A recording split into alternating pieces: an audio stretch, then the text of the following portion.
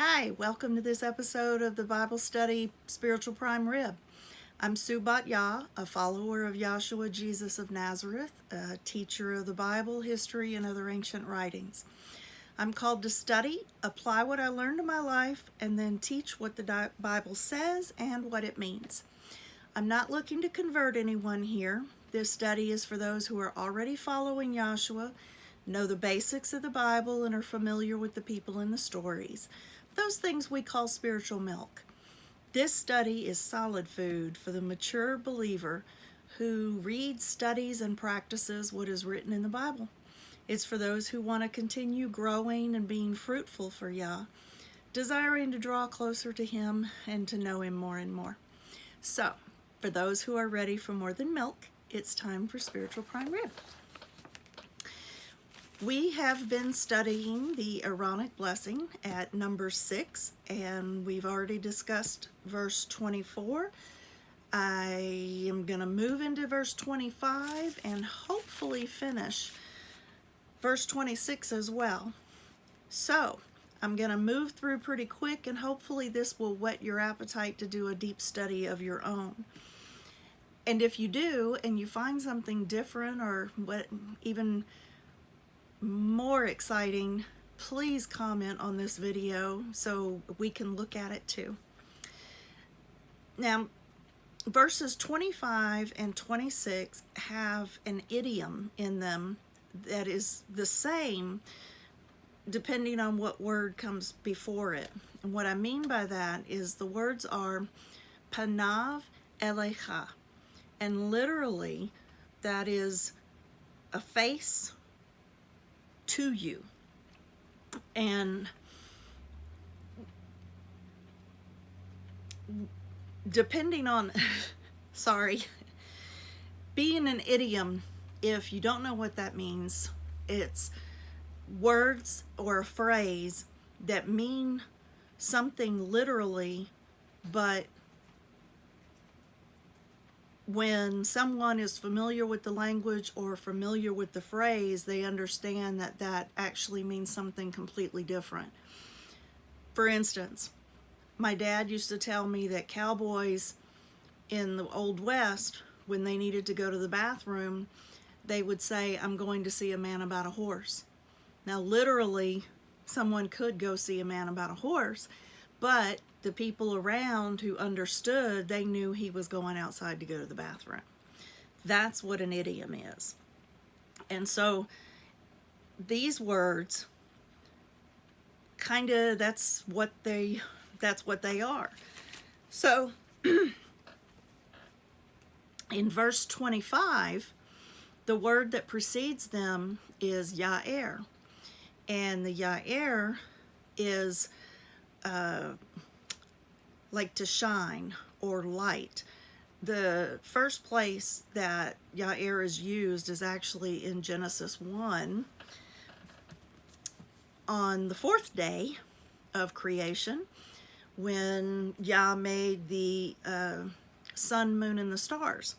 So if you go to Genesis 1, verse 14, it reads, "And God said, let there be lights," that's a form of this word, Ya'er, "in the firmament of the heaven, to divide the day from the night, and let them be for signs and for seasons and for days and for years.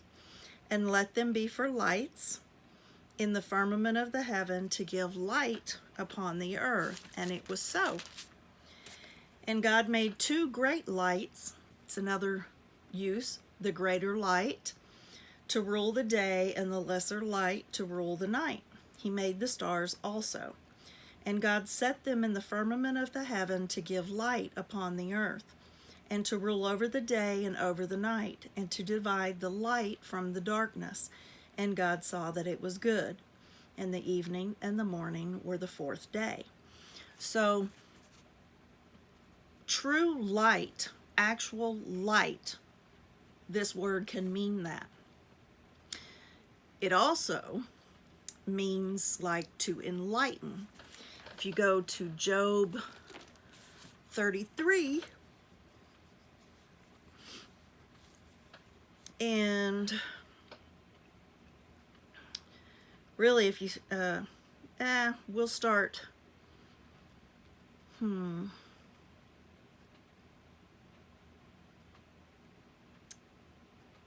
start at verse 27.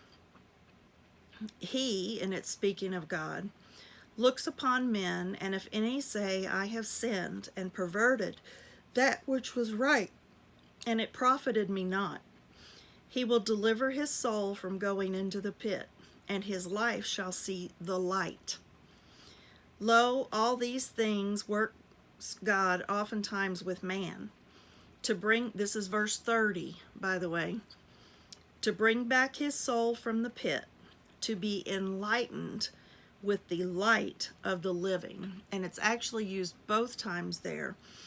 Once as an actual noun of the description of light itself, and then to enlighten, to make you realize, or to unveil. You know, when you enlighten somebody to the information, you unveil it, you unmask it.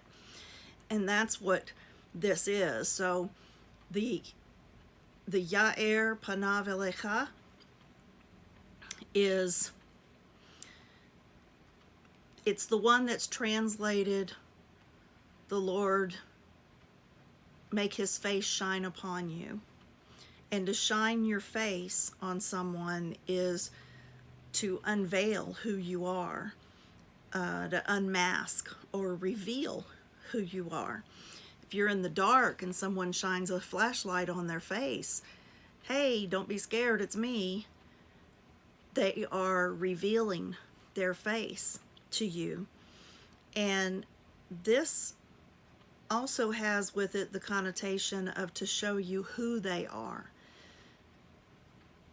I think of the Phantom of the Opera, and let's forget that he had that horrible face under the mask. They wanted to know, who was it? Who's under the mask? Or maybe Superman, Spider-Man. They're always trying to unmask them and find out who they are. Well, this idiom is us saying, Yahweh, take off that mask and let us see who you really are. And so when we're blessing someone with this, we're saying, may Yahweh do that. May he unmask himself to you and show you who he really is. All the wonderful things about him. And to manifest his presence to you. You know, when you're praying and you feel like you're talking to a brick wall, and I know we all go through that, and we think, why is he even there? Well, this blessing is us saying, Yahweh, please manifest yourself to them. Let this person know. Let them feel you. Let them know that you were there. And that's pretty intense there, huh? And to go right along, I'm going to skip the word in the rest of that verse right now, because since we're already with the Panav Elecha, I would like to go to verse 26 and the word that comes before it, so that we can go through that while we're still in that mindset. And that word is Yisah. In modern Hebrew, they're actually using the shin with the dot over the other side. I think I've shown you that before. But when I looked at an old, a copy of the ancient writing, they used the samech, which was the thorn, to attach. And because it is the S sound, not the SH sound. I believe that's how it was originally. And so instead of it being to press or divide or strength, what it would be with the shin that was like the front teeth, the samach being the thorn is more of attaching, and it follows with the aleph, the leader, the first, the ox. And so Yisah, which is the Hebrew Strong's number 5375, is more of attaching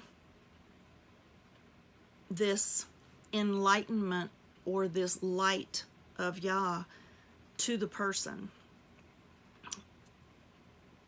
And that just made more sense to me. So when I write it now, I'm writing it as it was written in the ancient language, and using the samach, and that's what I've got up here on the board. And so Yisah is a word that means to lift or to carry, to take, to support, to sustain. It also means, can mean, or at least have the connotation of forgiveness. When you are burdened with your sin and then you're forgiven, you are lifted up. And so that's Yisah. So it's to release a burden as well. In, Genesis 7, when the waters lift the ark of Noah, Yisah is the word that's used there. It also is used in the Ten Commandments. When on the third commandment about don't take the name of Yahweh in vain, well, the word that is translated take is actually a variant of Yisah. So again, that's lifting or carrying or taking. And so this phrase, Yisah panav elecha, it's translated, may he lift his countenance upon you.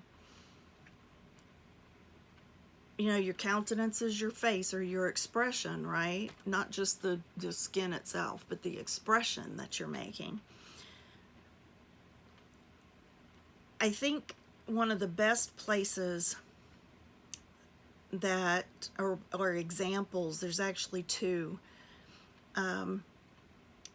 of this, to lift your countenance upon someone. In the story of Esther, when she is going to plead for her people, and she's going to go into the throne room of the king, her husband, uninvited. And there's only two choices there. When she walks in, he will either accept her into his presence, meaning he will lift his countenance upon her, or she will die. He will not. And that was a death sentence, to go in front of him uninvited. And so in this, when we are this lift his countenance upon you, we are asking him to pay attention to you, to accept you into his presence. And if there's anything, any sin, we're asking him to forgive it, to release that burden from you.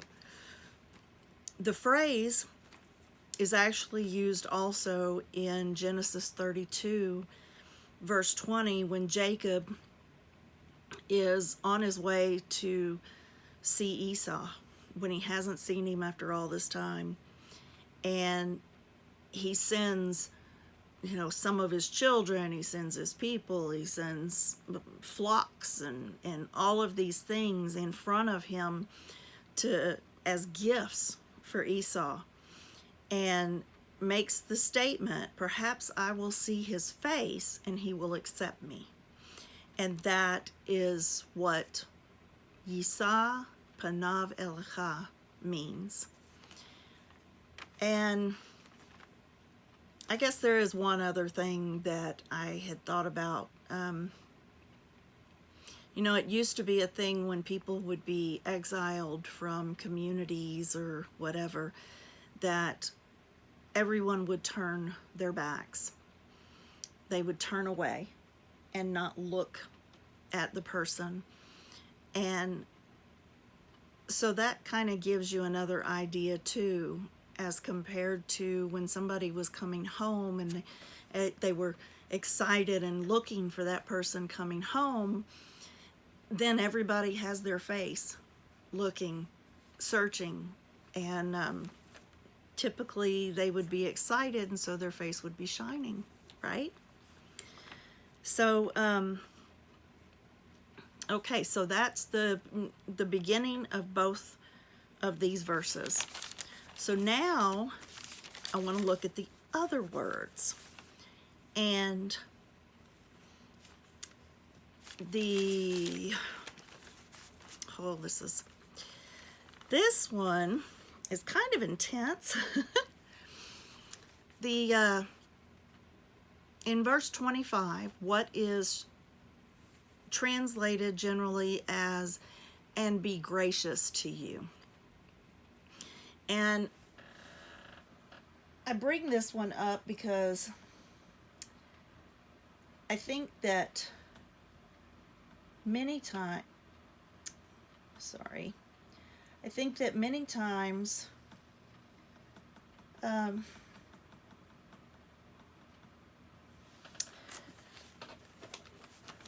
word grace is misunderstood.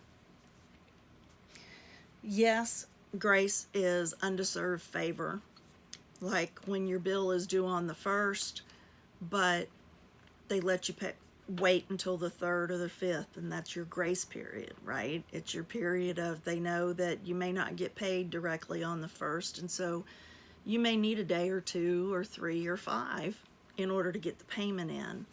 So we understand that we don't deserve it, even though we have people who think that they do deserve it, but we don't deserve that. If it's due on the 1st, that's when it's due, right? But if we have that grace extended to us, but we continually, well, I don't have to pay it till the 5th. I don't have to pay it till the 5th. Well, that shows on our credit, right? I mean, eventually the credit starts going, yeah, they may pay it, but they don't pay it until they absolutely have to pay it. They're not paying it on time. And that can start causing problems. And from personal experience, in days that, I was living paycheck to paycheck or even beyond, paying it on that grace period date eventually gets called in on you. So if you violate it too many times, in other words, it can be revoked. The same thing is true on our Father's grace. And I think I don't want to upset anybody by saying what I'm saying here, but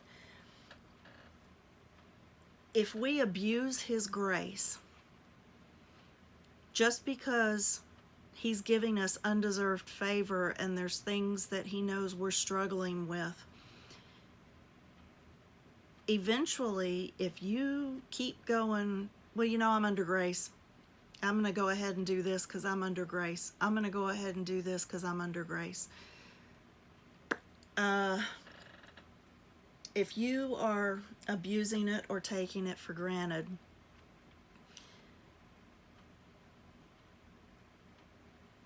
I don't know about you, but I don't want to take the chance of being that one time beyond that point or whatever that I have abused his grace. And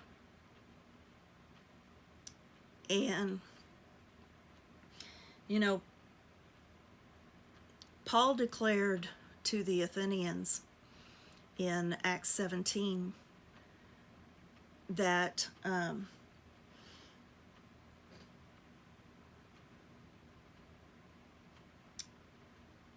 there was a time when Yah excused people outside of Judaism because they didn't have the instructions of what he wants from people. But once you know something, once you know what he wants, the grace is there because he's telling you what he wants. He's going to teach you what he wants, and he's going to have that grace there kind of as the padding to catch you as you stumble or if you fall. But as long as you are still trying and moving forward and not intentionally falling or choosing to do that wrong thing, that's what grace is. It's not permission to do whatever you want. It's that cushion to catch you and teach you until you start doing it right. And so what Paul said kind of goes along with what James wrote in James 4 verse 17 when he said, "So then, anyone who knows the right thing to do and fails to do it is committing sin." And that's a little deep meat, but I want to make sure that I get that across, and that's me. I'm teaching me as I study these things just as much as I'm teaching anyone else. So that's important because this word, the word is Hanukkah. And I know it sounds like Hanukkah. That's what my granddaughter said. But, and it's some of the same letters, but it's,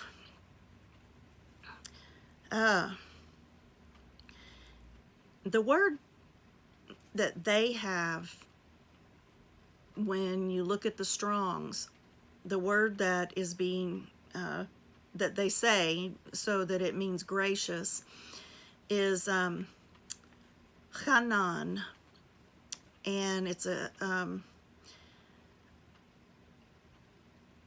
it does mean gracious, but there's also using almost the same letters is Chinek, and because these are the same root letters, I think it's kind of a combination of these two words. The more that I have studied it, the more that I believe they're very, very close to the same words. One of them means to stoop to inferior, to be merciful or gracious. The other one means to train up, to teach, to educate. It implies favor. It implies grace because you're choosing to teach this person the right way, the way to do it. You are choosing to disciple this person, to take them under your wing and care enough about them to teach them the right way to go. So it's teaching them, it's having the grace, the undeserved favor to teach somebody how to live, how to become experienced. It's making them your apprentice, your disciple. And because the letters that make these words up, one means to fence in or to protect, to put a hedge of protection around, and the other one means life. So it's to protect life. But it's not just, I mean, you can take something and you can put it somewhere and you can make sure that you feed it and water it every day. But if you don't train it, if you don't let it learn things going out or whatever, you are protecting its life, but you're not teaching it how to live. And that's the difference in these words, is you're not just sustaining its life, you're teaching it how to live. And so Yisa Panav Elecha is asking him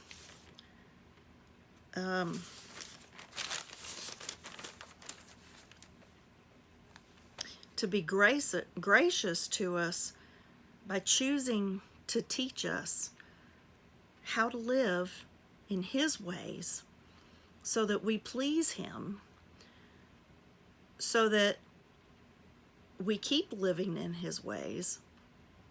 So He keeps teaching us. You know, it's that circle. Moses in chapter 33 prayed, show me your glory, or no, please teach me your ways so that I may find favor in your sight, so that I keep doing your, no, sorry, it's, if I have found favor in your sight, then please teach me your ways so that I will continue to find favor in your sight. It's that cycle, and that's what we want. We want Yah to teach us His ways so that we can continue finding favor in His sight. And so if we have favor in His sight and we continue learning His ways, then we are living the way we're supposed to, getting ready for heaven. I hope that makes sense. And finally, in verse 26, where we've already talked about with the lift up your countenance, you know, so accept, may Yahweh accept you into His presence, or pay attention to you and forgive you. We end with, it's Vayasem Lecha Shalom. And Vayasem is with the letters and, take action, support the unstable. It is to do something and attach something to someone. My favorite place that this is used in Scripture is at Genesis 4:15. And I know we talked about this when I talked about verse 27 and what this blessing is for. But I want to remind you that the Sem, the Shin, and the Mem are to put something on, to place on.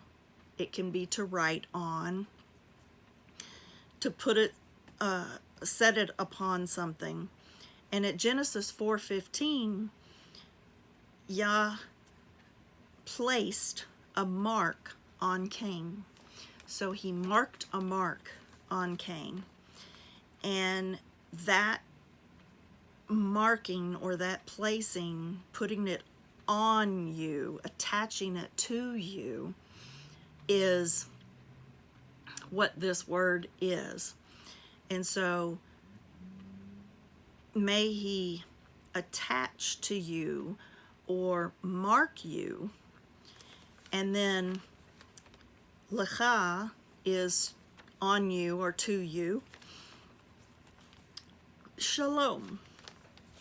Now, a lot of people recognize that. That means hello, it means peace, it means greetings. There's a lot of things that it means in Hebrew. But the shalom, one of my books, actually the Frank Seekins book that I had recommended at the beginning of this, when I first started these podcasts, he makes it, it's a really neat way that he describes it. And so I'm going to show you the book. All right, this is the book. And on page 114, he explains, he says, the Hebrew word shalom means whole, complete, as well as peace. It's not a peace that comes from a lack of trouble. It is the ability to overcome trouble because things are whole and complete. It's a peace that flows from being complete.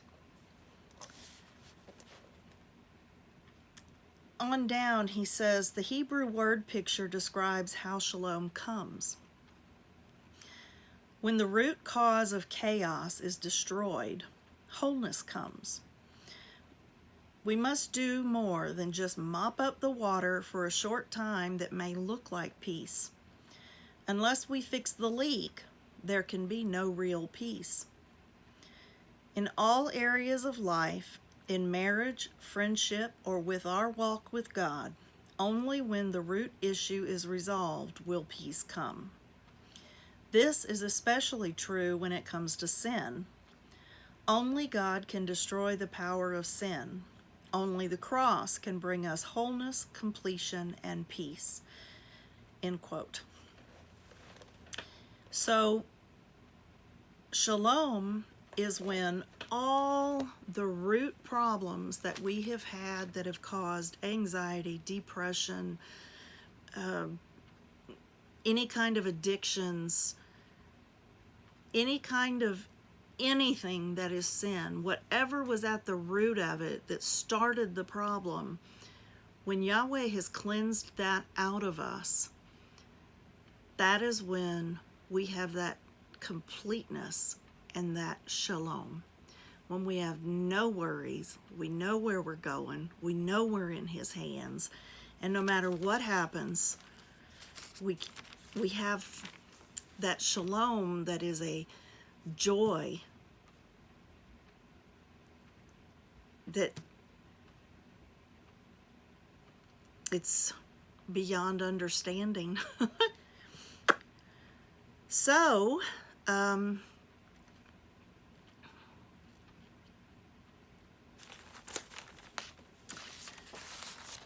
goodness. The other thing about that, I think, is there is a protection in that shalom. I think of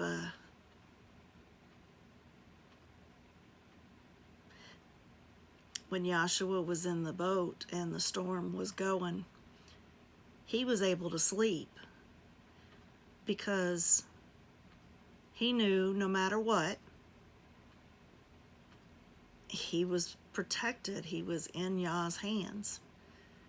Now we know that he knew how he was going to die and pretty much when he was going to die.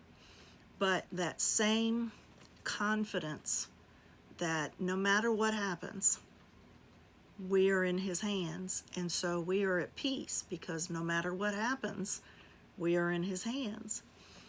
That's His shalom.